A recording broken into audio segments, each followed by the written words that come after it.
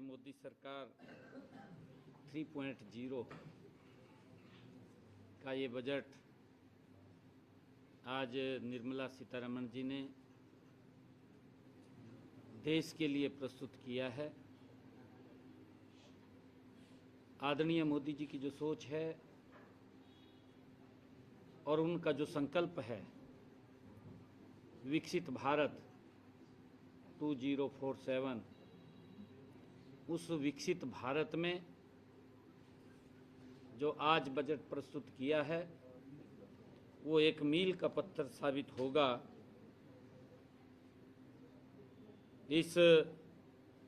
यह बजट, जैसा मैंने कहा है कि विकसित भारत के संकल्प को ये एक दूरदर्शी और ऐतिहासिक ये दस्तावेज है। हम सब के लिए आज ये बहुत ही गौरवशाली दिन भी है। आज गुरु रविदास जयंती के पावन अवसर पर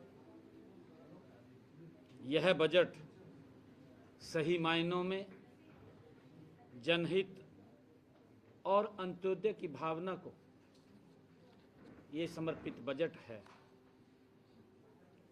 इस बजट में 3 मुख्य विजन हैं: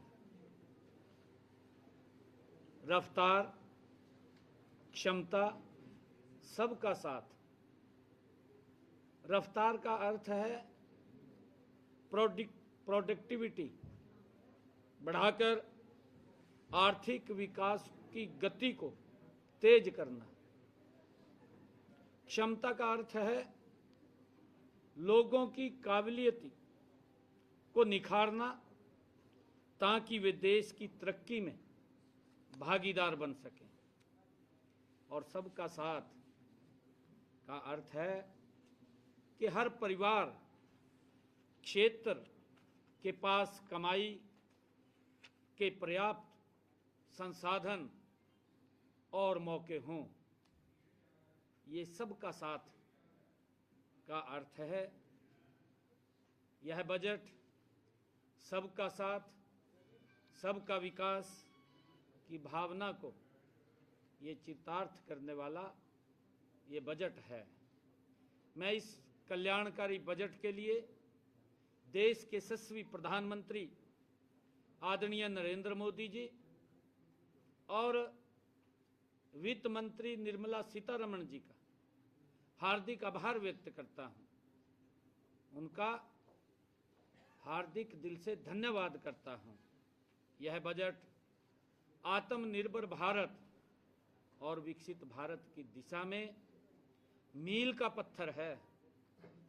साथियों, भारत ने खुद की मैन्युफैक्चरिंग और ऊर्जा सुरक्षा बढ़ाई है। मुझे खुशी है कि इस बजट में जिससे विदेशों से सामान मंगाने की निर्भरता भी कम होगी।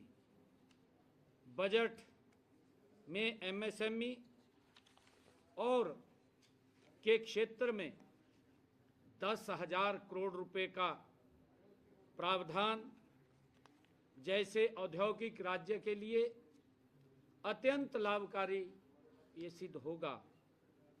इससे हमारे हरियाणा प्रदेश को भी, चाहे फरीदाबाद हो, गुरुग्राम हो, पानीपत हो, लाभकारी सिद्ध होगा।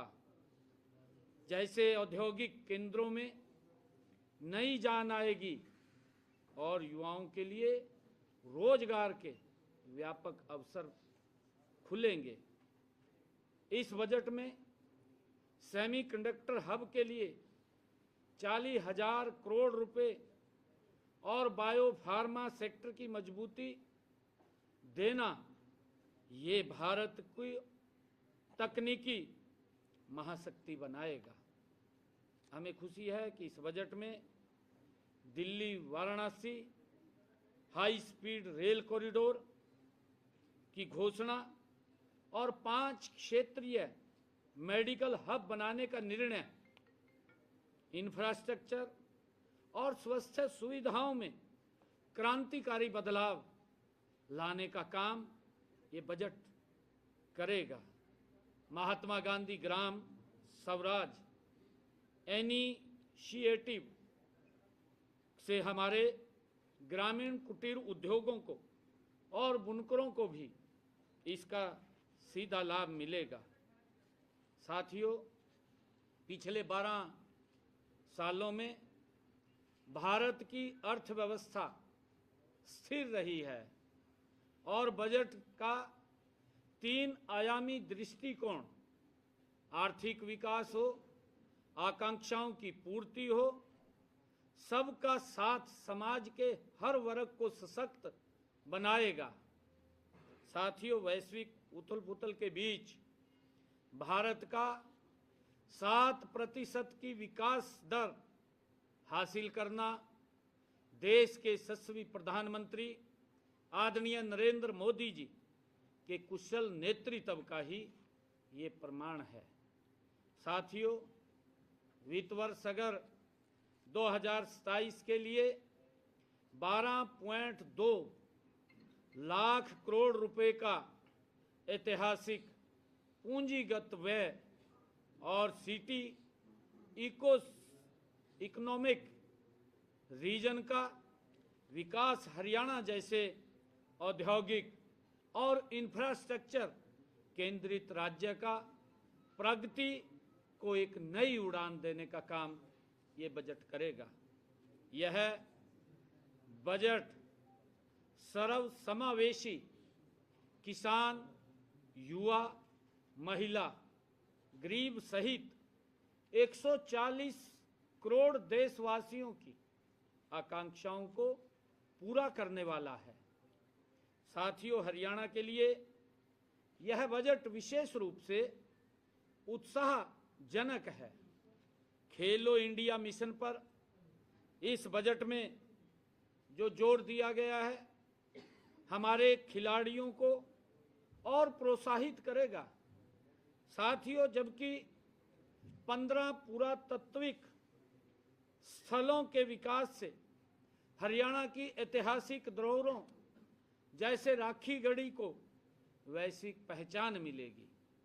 साथियों, साथ ही एआई और क्वांटम मिशन में निवेश गुरुग्राम को ग्लोबल टेक हब के रूप में और मजबूती देगा।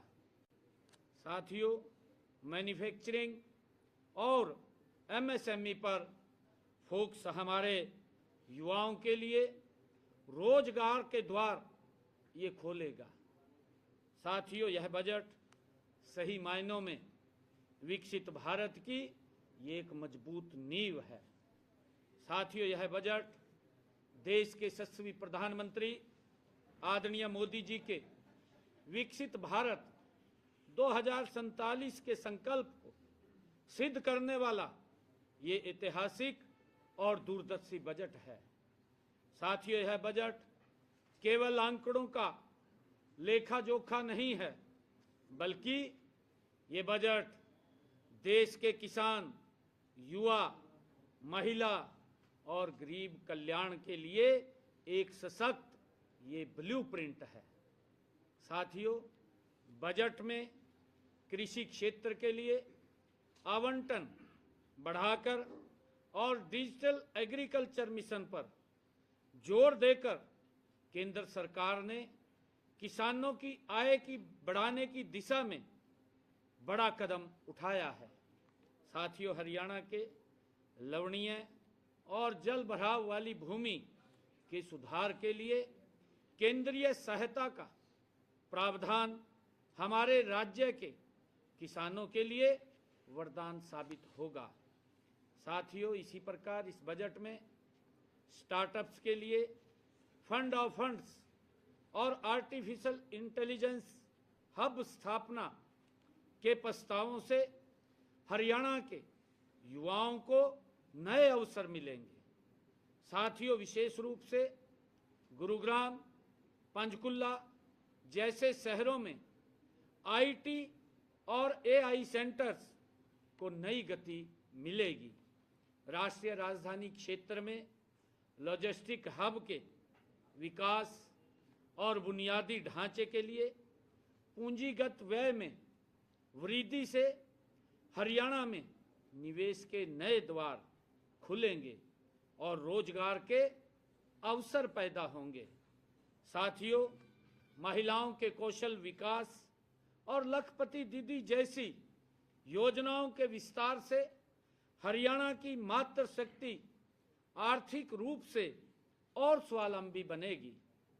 साथियों, यह बजट भारत को विश्व की तीसरी सबसे बड़ी अर्थव्यवस्था बनाने की दिशा में एक निर्णायक कदम है। साथियों, हरियाणा सरकार इस बजट के प्रावधानों को धरातल पर उतारने और अपने राज्य के प्रत्येक नागरिक तक इसका लाभ पहुंचाने के लिए पूरी तरह से कटिबद्ध है। बजट में देश में बड़े टेक्सटाइल पार्क बनाने तथा 7 हाई स्पीड रेल कॉरिडोर बनाने का प्रावधान भी इसमें किया गया है। साथियों, 5 लाख से ज़्यादा आबादी वाले टियर 2 और टियर 3 शहरों के विकास के लिए 11.4 लाख करोड़ रुपए का आवंटन भी किया गया है। इसके अलावा वन डिस्ट्रिक्ट वन प्रोडक्ट को भी बढ़ावा दिया गया है। साथियों, मैं आदरणीय नरेंद्र मोदी जी का, आदरणीय निर्मला सीतारमण जी का, क्योंकि ये बजट ये हर व्यक्ति को मजबूती की तरफ ले जाने वाला बजट है। आज जो बजट आदरणीय निर्मला सीतारमण जी ने देश के लोकप्रिय और प्रगतिशील, जिन्होंने विकसित भारत का संकल्प लिया हुआ है, आदरणीय नरेंद्र मोदी जी के नेतृत्व में आज जो बजट प्रस्तुत हुआ है, देश के 140 करोड़ लोगों को इसका लाभ मिलेगा। ये भारत को मजबूत करने वाला बजट है और इसमें और भी, चाहे रक्षा क्षेत्र हो, उसकी बेसिक कस्टम ड्यूटी में छूट देने की बात हो, कैंसर रोगियों के लिए 17 दवाएं सस्ती करने की बात हो और 7 दुर्लभ बीमारियों की दवा सस्ती करने की बात हो, कैंसर शुगर की दवाइयां वो सस्ती करने की बात हो, गंभीर रोगों की दवाएं वो भी सस्ती करने की बात हो, निजी आयात पर शुल्क की छूट की बात हो और सोलर एनर्जी से जुड़ी वस्तुओं की वो भी सस्ती करने की बात हो, विदेश यात्रा पहले से सस्ती करने की बात हो और ईवी बैटरी, जूते और चमड़े के सामान उनको सस्ते करने की बात हो, चमड़े के उत्पाद, जूता, बैग, इनको भी सस्ते करने की बात हो, माइक्रोवेव ओवन और बायोगैस मिक्सर, सीएनजी, कपड़ा, मोबाइल बैटरी आदि को इस बजट के अंदर सस्ते करने की बात हो। इसका एक बड़ा लाभ देश के 140 करोड़ लोगों की भावना को ध्यान में रखते हुए ये बजट आदरणीय नरेंद्र मोदी जी के नेतृत्व के अंदर माननीय निर्मला सीतारमण जी ने आज इसे प्रस्तुत किया है। मैं इसके लिए बहुत बहुत बधाई देता हूं और यह बजट ये भारत के उस विकसित भारत के संकल्प को पूरा करने में एक महत्वपूर्ण ये नींव का पत्थर होगा। इसके लिए आदरणीय प्रधानमंत्री जी और निर्मला सीतारमण जी को मैं बहुत बहुत बधाई और शुभकामनाएं देता हूं। Thank you.